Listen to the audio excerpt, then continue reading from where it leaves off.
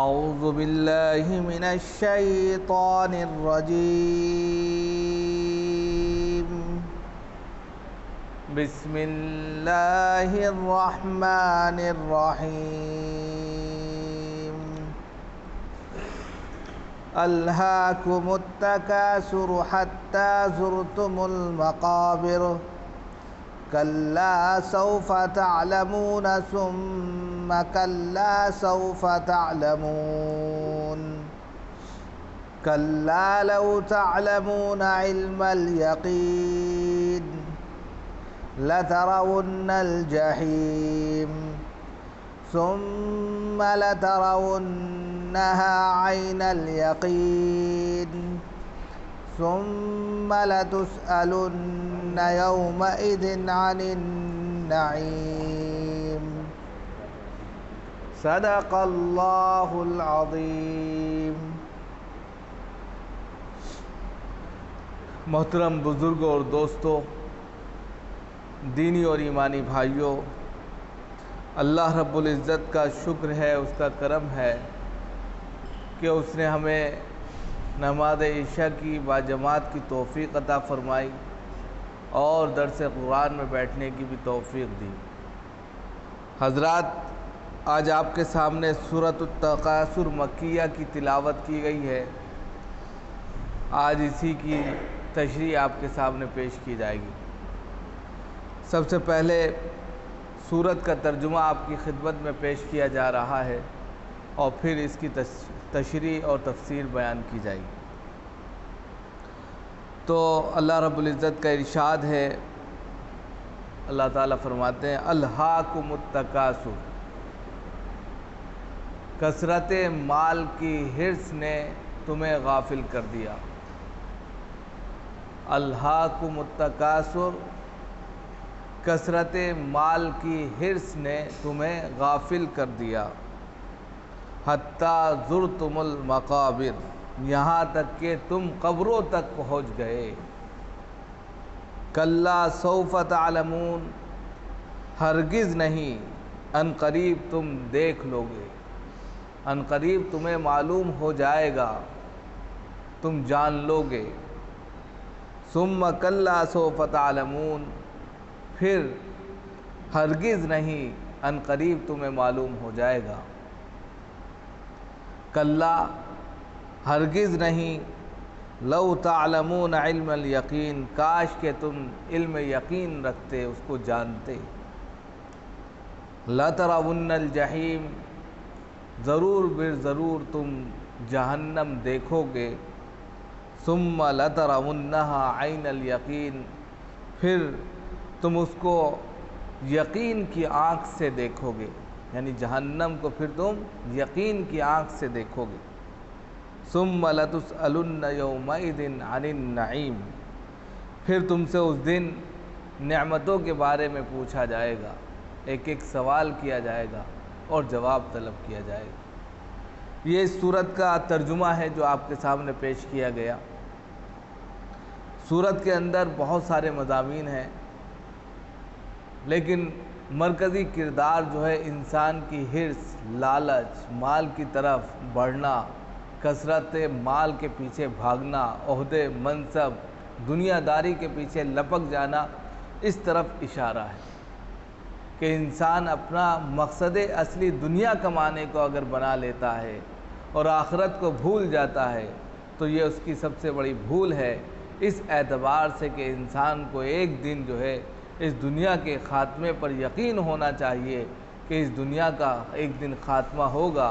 کل من علیہا فان ویبقی وجہ ربک ذو الجلال والاکرام، پوری دنیا، ہر انسان کو فنا ہونا ہے، تمام دنیا کو ختم ہونا ہے، اگر کوئی ذات باقی رہے گی تو اللہ رب العزت کی ذات ہے، اللہ رب العزت کی ذات ہے کہ وہ باقی ہے اور زندہ جاوید ہے۔ اس کے علاوہ تمام چیزوں کو ناپید ہونا ہے، ختم ہونا ہے، لہذا اس کی طرف اشارہ ہے کہ اگر کوئی انسان صرف دنیا ہی کی غرض سے روپیہ پیسہ کمانے لگے، عہدے منصب تلاش کرنے لگے، اس کی حرص میں پڑ جائے، تفاخر کرنے لگے، ایک دوسرے کے اوپر جو ہے تاناشائی کرنے لگے، ایک دوسرے کے اوپر اس کو فخریہ بیان کرنے لگے، یہاں تک کہ وہ زندوں میں نہ ملیں تو مردوں تک پہنچ جائیں، تو یہ بیوقوفی نہیں تو اور کیا ہے، یہ بتلانا یہاں پر مقصود ہے۔ مرکزی کردار جو ہے بس یہی ہے اس سورت کا کہ حرص اور طمع کی طرف جو انسان لپکتا ہے اس سے بچانا ہے۔ اس سورت کو سورت التکاثر کہتے ہیں۔ تکاثر کا مطلب ہی یہی ہوتا ہے، کثرت مال اور ایک دوسرے پر تفاخر کرنا، فخر کرنا اور فخر کرنے میں کوشش کرنا، یہ تکاثر کا مطلب ہوتا ہے۔ سورہ تکاثر مکی صورت ہے یا مدنی صورت ہے؟ زیادہ تر لوگوں کا کہنا یہ ہے کہ یہ مکی صورت ہے اور ابتدائی زمانے میں نازل ہوئی، لیکن کچھ لوگوں نے اس کو مدنی بھی کہا ہے، لیکن فی نفسی مدنی ہونا معلوم نہیں ہوتا، اس کا مضمون بھی اس طرف اشارہ کر رہا ہے کہ یہ صورت جو ہے مکی ہے۔ تو سورت التکاثر جو ہے یہ سورت مکی ہے، اس کے اندر 8 آیتیں ہیں اور 1 رکوع ہے۔ اس کے اندر جو الفاظ ہیں وہ 28 ہیں اور جو حروف ہیں وہ 132 ہیں۔ ترتیب نزولی کے اعتبار سے یہ سورت 16ویں مقام پر ہے اور ترتیب قرآنی کے اعتبار سے یہ سورت 102 نمبر پر ہے اور 30ویں پارے میں موجود ہے۔ اس اعتبار سے بھی، اس ترتیب نزولی کے اعتبار سے اگر دیکھیں کہ 16ویں نمبر پر ہے تو ابتدائی زمانے میں نازل ہوئی، اور جب ابتدائی زمانے میں نازل ہوئی تو اس سے بھی پتہ چلتا ہے کہ یہ سورت مکی ہے نہ کہ مدنی ہے۔ اب اس سورت کا شان نزول کیا ہے؟ تو اس میں بھی بہت سارے اختلافات ہیں، بہت ساری روایات ہیں، لیکن زیادہ تر یہ معلوم ہوتا ہے کہ مکہ یا مدینے کے اندر ایک واقعہ مکے کا ملتا ہے، ایک واقعہ مدینے کا ملتا ہے۔ وہ یہ ہے کہ مثال کے طور پہ خاندان قریش کا مکے کا واقعہ یہ ملتا ہے کہ خاندان قریش میں تو 2 گروپ تھے، ان دونوں گروپ میں آپس میں تفاخر پیدا ہو گیا، ہم تم سے اچھے ہیں، ہم تم سے اچھے ہیں، ہم تم سے زیادہ عہدے والے ہیں، ہم تم سے زیادہ پیسے والے ہیں۔ تو ایک خاندان دوسرے خاندان پر تفوق لے گیا، برتری لے گیا، تو وہ مردوں کے پاس چلے گئے کہ ہمارے مردوں کو بھی گن لو، جب زندوں کو گن رہے ہو تو بھیا مردوں کو بھی گنو کہ ہمارے مردوں میں بھی تو اچھے اچھے تھے۔ اسی طرح مدینے میں یہ واقعہ پیش آیا، اور یہ واقعہ اس طرح تھا کہ بنو حارثہ اور بنو الحرث نام کے 2 قبیلے تھے انصار کے، آپس میں تفاخر کر بیٹھے، ہم تم سے اچھے ہیں، ہم عہدے میں زیادہ بہتر ہیں، ہمارے پاس مال کی کثرت بہت ہے، ہمارے پاس اولاد ہے، ہمارے پاس بلڈنگیں ہیں، ہمارے پاس جائیداد ہیں، ہمارے پاس فیکٹری باغات ہیں، یعنی بیتو کا جو ہے تفاخر کرنے لگے، فخر کرنے لگے۔ جب دوسرا فریق ان سے کمزور پڑا تو اس نے کہا ہمارے مردوں کو گن لو، یہاں تک کہ وہ قبرستان پہنچ گئے۔ حتیٰ زرتم المقابر کا مطلب یہی ہے، قبرستان پہنچ گئے اور مردوں کو گن لگے، یہ بھی تو اچھے تھے، یہ بھی اچھے تھے۔ تو گویا کہ وہ اصل زندگی کا مقصد جو تھا وہ کیا تھا کہ وما خلقت الجن والانس الا لیعبدون، اللہ رب العزت نے انسانوں کو اور جناتوں کو اپنی عبادت کے لیے پیدا کیا تھا۔ اس مقصد کو بھول کر وہ کس میں تفاخر میں لگ گئے، ہم تم سے اچھے ہیں، ہم تم سے اچھے ہیں، زیادہ پیسے والے ہیں، زندوں میں نہیں ملے تو مردوں تک پہنچ گئے، قبرستان پہنچ گئے، اپنے وقت کو صرف ضائع کرتے رہے، کوئی اچھا عمل نہیں کیا۔ یہ اس کا شان نزول ہے کہ یہ واقعہ جب پیش آیا تو اللہ رب العزت نے یہ صورت اتاری کہ تم کن کاموں میں لگے ہوئے ہو، کس غفلت میں پڑے ہوئے ہو، تم سے کل یہ سوال نہیں ہوں گے، تم سے تو ایک ایک چیز کے بارے میں، ایک ایک نعمت کے بارے میں پوچھا جائے گا، جو نعمتیں تمہیں دی گئی ہیں، جس پر تم اس وقت تفاخر کر رہے ہو۔ لاسٹ میں کہا نا ثم لتسألن یومئذ عن النعیم، جو نعمتیں تمہیں دی گئی ہیں ان نعمتوں کے بارے میں تم سے پوچھا جائے گا۔ آج تم اس پر فخریہ بیان کر رہے ہو، ایک دوسرے پر حرص کر رہے ہو، ایک دوسرے پر بڑھوتری حاصل کرنے کی کوشش کر رہے ہو، لیکن کل یہی نعمتیں تم سے پوچھی جائیں گی، ہم نے تمہیں آنکھیں دی، ہم نے تمہیں ذہن دیا، سمجھ دی، مال دیا، دولت دی، جائیداد دی، منصب دیا، سب کچھ دیا، کیا کیا تم نے میری میری رضا کے لیے، میری خوشنودی کے لیے تم نے کیا کیا؟ صرف فخر کرتے رہے؟ سوال ہوگا۔ اس طرف توجہ دینے کے لیے سورت نازل ہوئی۔ اب یہاں پر ظاہر سی بات ہے کفار مکہ کو جب خطاب ہے یا اس قبیلے کو خطاب ہے تو وہی لوگ اس سے مراد نہیں ہیں۔ واقعات دراصل پیش آتا ہے تو اس کے ضمن میں بہت سے واقعات پیش آتے ہیں تو قرآن اترتا تھا، اور اس ضمن میں جو اس کے سامنے آ جاتا تھا وہ اس کو آئینہ دکھا کر سمجھانے کی کوشش کی جاتی تھی۔ اب اگر یہ صورتحال آج بھی پیش ہے، درپیش ہے، لوگوں کے ذہن میں ہے یا لوگ اس طرح عمل کر رہے ہیں تو ان کو اس سے آئینہ لینا چاہیے، سمجھداری حاصل کرنی چاہیے اور صحیح معنوں میں صحیح کام کرنا چاہیے، نہ کہ اس طرح کے کاموں میں الجھنا چاہیے جس کو یہاں پر بتایا جا رہا ہے۔ اب اس کو تفسیر سے دیکھیے، الہاکم التکاثر، کہ تمہیں بیجا فخریہ چیزوں نے، کثرت مال نے، عہدے اور منصب نے، جائیداد کی کثرت نے، تمام چیزوں نے تمہیں غفلت میں ڈال دیا۔ کس سے ڈال دیا غفلت میں؟ نماز سے، روزے سے، زکوٰۃ سے، اللہ کی عبادت سے، اس کی مناجات سے، اس کی تلاوت سے، اس کے سامنے ذکر و اذکار کرنے سے، ہر چیز سے تم غفلت میں پڑ گئے، صرف اور صرف دنیا داری کے بن کر رہ گئے۔ حتیٰ زرتم المقابر، یہاں تک کہ تم قبروں تک پہنچ گئے۔ دو اس کے مطلب ہیں۔ ایک مطلب تو یہ ہے کہ تم تفاخر کرنے میں، ایک دوسرے پر بڑھوتری حاصل کرنے میں، ایک دوسرے پر فخریہ بیان کرنے میں، مال کی حرص میں اس حد تک پہنچ گئے کہ جب تم نے دیکھا کہ زندوں میں تمہاری کمی محسوس ہو رہی تو تم قبرستان پہنچ گئے، تو قبرستان جا کر تم اپنے مردوں کو گنانے لگے۔ یہ کہاں کا انصاف ہے کہ ہم کسی طرح ان سے آگے بڑھ جائیں؟ ایک معنی تو یہ جو شان نزول سے زیادہ قریب ملتا ہے۔ دوسرا مطلب یہ ہے کہ تم لاپرواہی میں اور دنیا داری میں اور دنیا کی دولت میں اور اس کے منصب اور عہدے میں اتنا زیادہ الجھ گئے کہ تم اسی میں الجھے رہے، یہاں تک کہ تم خود قبروں تک پہنچ گئے۔ یعنی تمہیں موت آ گئی، تمہارا وقت گزر گیا، دن ہر دن جو ہے آپ کی زندگی کا کم ہو رہا ہے۔ بالکل برف کی سلی کے مانند ہے انسان کہ دھیرے دھیرے وہ گل رہا ہے، پانی بن رہا ہے، ایک دن وہ ختم ہونا ہے، پانی کے بلبلے کی شکل میں ہے، کب وہ پھوٹ جائے کسی کو نہیں معلوم۔ انسان کی زندگی کا کسی کو کوئی علم نہیں ہے کہ کوئی یہ دعویٰ نہیں کر سکتا کہ اس کی زندگی اگلی کتنے لمحات کی باقی ہے۔ لہذا تم اسی فخریہ انداز میں پڑے رہے یہاں تک کہ تمہارا موت کا وقت قریب آ گیا، تم قبر تک پہنچ، حتیٰ زرتم المقابر، یہاں تک کہ تم خود ہی قبر تک پہنچ گئے، یعنی موت تمہارے سامنے آ کر کھڑی ہو گئی، اسی غفلت میں تم پڑے رہے۔ کلا سوف تعلمون، ہرگز نہیں، تم عنقریب جان لو گے۔ دو یہاں پر تاکید کے لیے لے کر آئے، کلا، ہرگز نہیں،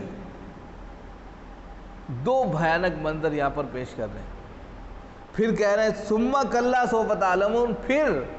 ہرگز نہیں تم جان لو گے۔ دو مطلب ہے، ایک تو قبر کے عذاب کو تم جان لو گے اور ایک محشر کے عذاب کا حساب کتاب کے بدلے کو تم جان لو گے۔ اس طرف اس میں اشارہ ہے، جو تاکید پیدا کی ہے، تاکید در تاکید کے ساتھ میں یہاں پر کہہ رہے ہیں کہ تم جان لو گے، یعنی کہ جو غفلت تم کر رہے ہو، جو بیتو کی باتوں میں تم پڑے ہوئے ہو، اللہ کو بھلا کر دنیا داری میں لگے ہوئے ہو، خدا کی قسم تم جان لو گے۔ جان لو گے کا مطلب، پہلا جان لینا مطلب یہ ہے کہ تم قبر کی جیسے ہی پہلی نیند پر سلائے جاؤ گے تو وہاں پر تمہیں موازنہ کر لیا جائے گا، یعنی قبر آخرت کی منزلوں میں پہلی منزل ہے، اس منزل پر ہی تمہیں آزما لیا جائے گا۔ ثم کلا سوف تعلمون سے محشر کے اندر جب حساب کتاب ہوگا اس وقت تمہیں جانا جائے گا۔ تو دونوں مطلب یہاں پر نکل رہے ہیں، یعنی تاکید در تاکید کے ساتھ انسان کو بتلانا چاہ رہے ہیں، اس کو سمجھانا چاہ رہے ہیں کہ وہ غفلت میں پڑھ کر اپنی زندگی کو ضائع مت کرے، وہ غفلت میں پڑھ کر مال اور عہدوں کے چکر میں، دنیا داری کے چکر میں اپنے خدا کو نہ بھلائے، اس لیے کہ قبر میں ہی انسان کا پتہ چل جائے گا، اور قبر کے بعد جب حشر میں انسان جی اٹھے گا اور حساب کتاب ہوگا تو وہاں الگ پتہ چل جائے گا کہ کیا کر کے آئے ہو، کیا چھوڑ کر آئے ہو، کیا لے کر آئے ہو اور کس طریقے کا عمل کیا، ہر چیز کے بارے میں سوال ہوگا۔ اس لیے یہاں پر تاکید در تاکید کے ساتھ میں دونوں منظر کو پیش کر دیا، قبر کا بھی اور حشر کا بھی۔ اور پھر مزید کہا کلا لو تعلمون علم الیقین، ہرگز نہیں، کاش کہ تم علم یقین رکھتے۔ علم یقین کے ساتھ یہ ساری جانکاری رکھتے، مطلب کیا ہے؟ یعنی اگر تمہیں علم یقین ہوتا، پختہ علم ہوتا کہ اللہ کی ذات ہے، اس کی صفات ہے، وہ ہر ایک چیز کا حساب اور کتاب لے گی، وہ sustainer of the day of judgment ہے، یعنی کہ وہ یوم جزا کا مالک ہے، حشر کے دن تمام لوگوں کو اکٹھا کر کے ان کے اچھائی اور برائی کا بدلہ دے گا، اگر تمہیں اس بات کا یقین ہوتا تو خدا کی قسم تم بیجا باتوں میں، عہدوں اور فخر میں نہ پڑتے، بلکہ اللہ کی یاد میں، اس کے سجدے میں گرے رہتے۔ بالکل صاف کہہ دی، تاکید ہے یہاں پر بھی، کاش کہ تمہیں معلوم ہوتا، علم یقین ہوتا، تمہارے دل میں یقین کی چنگاریاں جل رہی ہوتی کہ ایسا ہوگا، 100% ہوگا، تو پھر دیکھو کیا ہوگا کہ تمہارا ایک ایک لمحہ اللہ کی یاد میں گزرے، ایک ایک وقت اللہ کے ذکر میں گزرے، ایک ایک چیز آپ کی وہ ہو جو شریعت کے مطابق ہو۔ لَتَرَوُنَّ الْجَحِيمَ، اور پھر مزید یہاں پر کہا تم ان قریب، یعنی کہ بیجا باتوں میں پڑے ہوئے ہو، عہدے، منصب، لالچ، مال، دولت، ان چیزوں میں پڑے ہوئے، لَتَرَوُنَّ الْجَحِيمَ، تم جہنم ضرور دیکھو گے۔ جب عمل نہیں کرو گے، اچھے کام نہیں کرو گے، الٹے سیدھے چیزوں میں پڑے رہو گے، فخریہ انداز میں جس میں گھمنڈ بھی ہے، تکبر بھی ہے، مال کی لوٹ بھی ہے، کسی کا دل دکھانا بھی ہے، دل آزاری، ساری چیزیں اس کے اندر انکلوڈ ہے، تو تم جہنم کا منہ دیکھو گے۔ لَتَرَوُنَّ الْجَحِيمَ، تم جہنم ضرور دیکھو گے، یہاں تاکید ہے۔ اور پھر مزید اس کو اور تاکید سے کہا ثُمَّ لَتَرَوُنَّهَا عَيْنَ الْيَقِينِ، تم اس کو یعنی جہنم کو یقین کی آنکھوں سے دیکھو گے، اپنے سامنے دیکھو گے۔ یہ مزید اور تاکید کر دی، تم جو کام کر رہے ہو وہ اتنا سخت ترین کہہ سکتے ہیں برا انجام والا کام ہے کہ تمہیں جہنم کا چہرہ دیکھنا پڑے گا، اس کے گٹر میں اور اس کی گہرائی میں جا کر جو ہے تمہیں جننا پڑے گا۔ ان کاموں سے باز آ جاؤ، ان چیزوں میں نہ الجھ کر اپنی زندگی برباد کرو۔ زندگی کو اگر گزارنا ہے تو اللہ کے سامنے رو کر گڑگڑا کر گزارو، اس لیے کہ انسان کا مقصد اصلی جو ہے وہ یہی ہے، وَمَا خَلَقْتُ الْجِنَّ وَالْإِنسَ إِلَّا لِيَعْبُدُونِ، اللہ نے انسان کو اور جناتوں کو اپنی عبادت کے لیے پیدا کیا، اگر وہ عبادت نہ کر کے دنیاوی چیزوں میں الجھ کر رہ جائے تو یاد رکھو کہ اس کی پکڑ بڑی سخت ہے۔ اور پھر لاسٹ میں کہہ دیا ثُمَّ لَتُسْأَلُنَّ يَوْمَئِذٍ عَنِ النَّعِيمِ، تم یہ سوچتے ہو ایسے چھوڑ دیا جائے گا، کوئی باز پرس نہیں ہوگی، کوئی سوال جواب نہیں ہوگا، کوئی حساب کتاب نہیں ہوگا، یہ سوچتے ہو تو یہ تمہاری بھول ہے، اس لیے کہ تم سے ضرور بضرور اس دن یعنی یوم قیامت کے دن، روز محشر کے دن نعمتوں کے بارے میں پوچھا جائے گا۔ سب سے پہلے تمہارے جسم کے بارے میں ہی پوچھ لیا جائے گا، آنکھیں دی، ہاتھ دیا، صحت دی، تندرستی دی، ذہن دیا، سب کچھ دیا، کیا کر کے آئے؟ یہ خود اعضا بولیں گے کہ ہم سے وہ کام کرائے گئے جس کے ہم عادی نہیں تھے، ہمیں وہاں لے جایا گیا جہاں ہم جانا نہیں چاہتے تھے، ہم سے وہ بلوایا گیا جو ہم بولنا نہیں چاہتے تھے، ہم کو وہ سنوایا گیا جو ہم سننا نہیں چاہتے تھے، ہم سے وہ کھلوایا گیا جو ہم کھانا نہیں چاہتے تھے، خود یہ اعضا گواہی دیں گے۔ اس کے علاوہ اللہ نے اولاد دی، اللہ نے مال دیا، اللہ نے جو ہے گھر جائیداد دی، دوسری تمام عہدے منصب دیے، یہ سب نعمتیں ہیں اللہ کی، اس پر کیا شکر ادا کیا خدا کا،